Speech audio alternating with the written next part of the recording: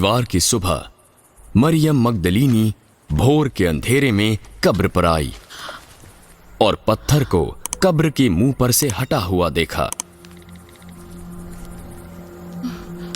तब वो दौड़कर शमौन पतरस और दूसरे चेले के पास, जो यीशु का प्रिय था, आई।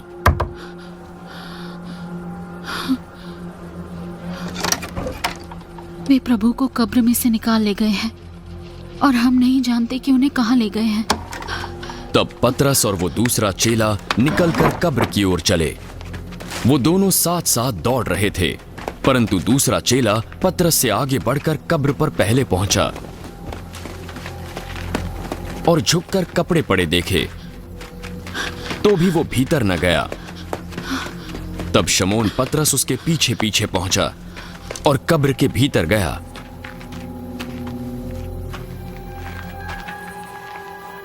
और कपड़े पड़े देखे और वो अंगोछा जो यीशु के सिर से बंधा हुआ था, कपड़ों के साथ नहीं परंतु अलग से लिपटा पड़ा था।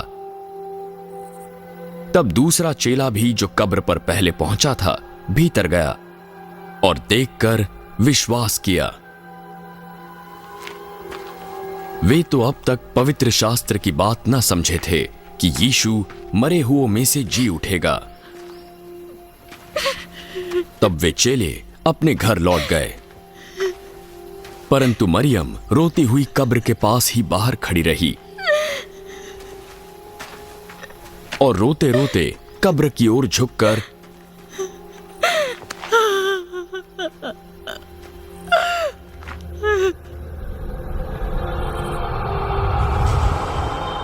उसने 2 स्वर्गदूतों को उज्जवल कपड़े पहने हुए, एक को सिरहाने और दूसरे को पैताने बैठा देखा, जहां यीशु का शव रखा गया था। हे नारी, तू क्यों रोती है? उन्होंने उससे पूछा। वे मेरे प्रभु को उठा ले गए और मैं नहीं जानती उसे कहां रखा है। ये कहकर वो पीछे मुड़ी और यीशु को खड़ा देखा, पर न पहचाना कि ये यीशु है। हे नारी, तू क्यों रोती है और तू किसको ढूंढती है? उसने यीशु को माली समझा तो उसको उत्तर दिया, यदि तूने उसे उठा लिया है तो मुझे बता कि उसे कहां रखा है और मैं उसे ले जाऊंगी।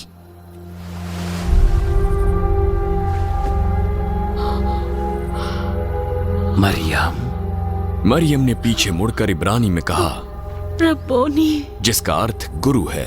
मुझे मत छू, क्योंकि मैं अब तक पिता के पास ऊपर नहीं गया,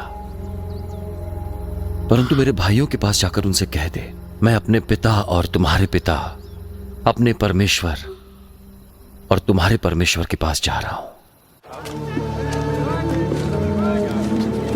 मरियम मगदलीनी ने जाकर चेलों को बताया कि उसने प्रभु को देखा है और यीशु ने उससे क्या बातें की। रविवार का दिन था। संध्या के समय चेले यहूदियों के डर से द्वार बंद करके बैठे थे। तब यीशु आया और उनके बीच खड़ा हो गया। तुम्हें शांति मिले। और ये कहकर उसने अपना हाथ और अपने पंजर उन्हें दिखाए।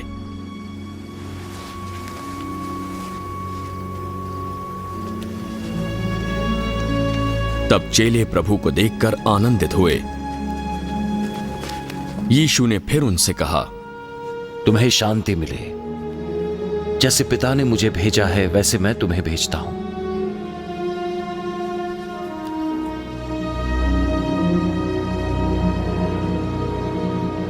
ये कहकर उसने उन पर फूंका।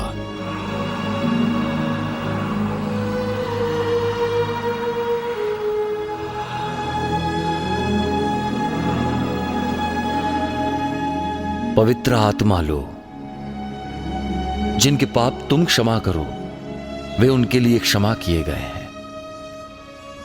जिनके तुम रखो वे रखे गए हैं।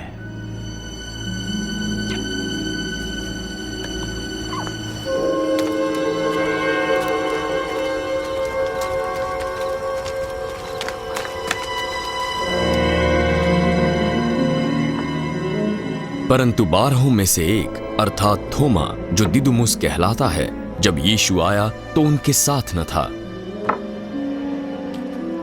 जब अन्य चेलों ने उसे बताया, हमने प्रभु को देखा है, जब तक मैं उसके हाथों में कीलों के छेद न देख लूं और उनमें उंगली न डालूं और पंजर में हाथ न डालूं, विश्वास न करूंगा।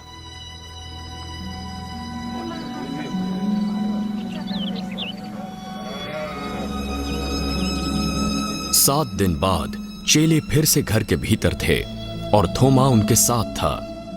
द्वार बंद थे। तब यीशु आकर उनके बीच खड़ा हो गया।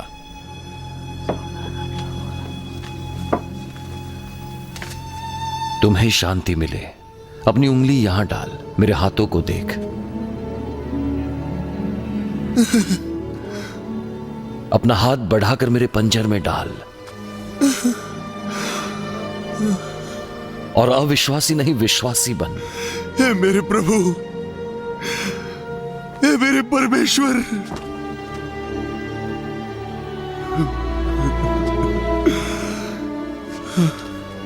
मुझे देखा, इसीलिए विश्वास किया है। धन्य वे हैं जिन्होंने बिना देखे विश्वास किया।